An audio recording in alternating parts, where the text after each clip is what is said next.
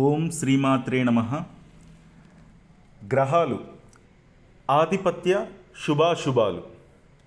లగ్నాలకు ఆధిపత్యాల రీత్యా శుభాశుభ గ్రహాలను,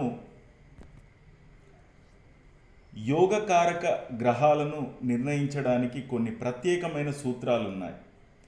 వాటిని అనుసరించి ఒక్కో లగ్నానికి శుభాశుభ గ్రహ ఫలితాలను నిర్ణయించవచ్చు. లగ్నాన్ని నుంచి లెక్కిస్తే 1, 4, 7, 10 స్థానాలను కేంద్రములని, 1, 5, 9 స్థానాలను కోణ స్థానాలని పేర్కొంటాం. 1వ స్థానం అనగా లగ్నం, ఇది కేంద్రం మరియు కోణ స్థానం.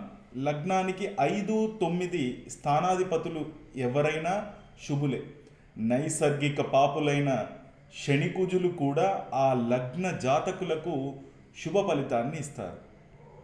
ఉదాహరణకు తులా లగ్నానికి 5వ స్థానమైన కుంభరాశి అధిపతి శని శుభ ఫలితాన్ని ఇస్తాడు. అలాగే ధనుర్లగ్నానికి 5వ స్థానమైన మేషరాశి అధిపతి కుజుడు శుభ ఫలితాన్ని ఇస్తాడు.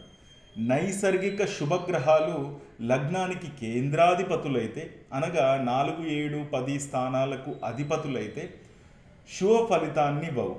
అలాగే నైసర్గిక పాపగ్రహాలు, ఉదాహరణకు కుజ, శని కేంద్రాధిపతులైతే, అనగా 4, 7, 10 స్థానాలకు అధిపతులైతే పాప ఫలితాన్ని ఇవ్వడు. ఏ గ్రహమైన కోణాధిపతి అయితే శుభ ఫలితాన్ని ఇస్తాడు.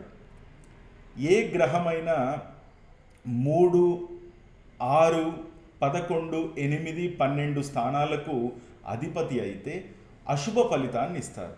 కానీ అష్టమాధిపతి ఒకవేళ లగ్నాధిపతి కూడా అయి ఉన్నట్లయితే అతడు శుభ ఫలితాన్ని ఇస్తాడు. ఇది మేష, తుల రాశులకు వర్తిస్తుంది. ఉదాహరణకు మేషరాశికి లగ్నాధిపతి కుజుడు, అలాగే 8వ స్థానాధిపతి అయిన వృశ్చిక రాశ్యాధిపతి కూడా కుజుడే.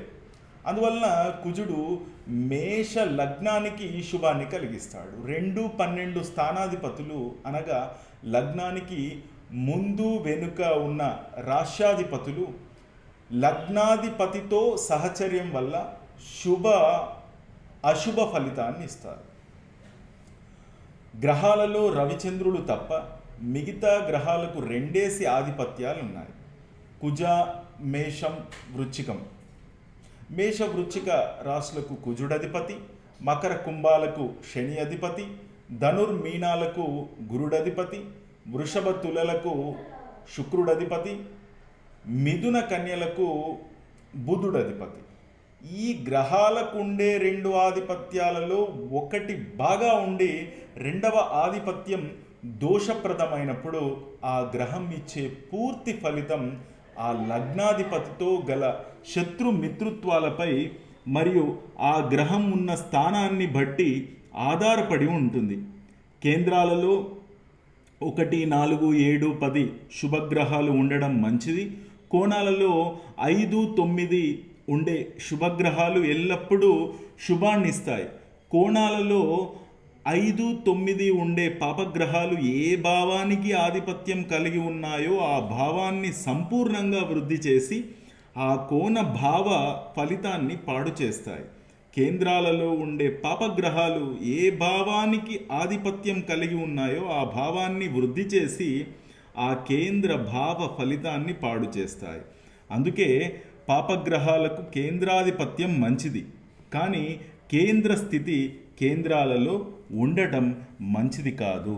శ్రీమాత్రే నమః.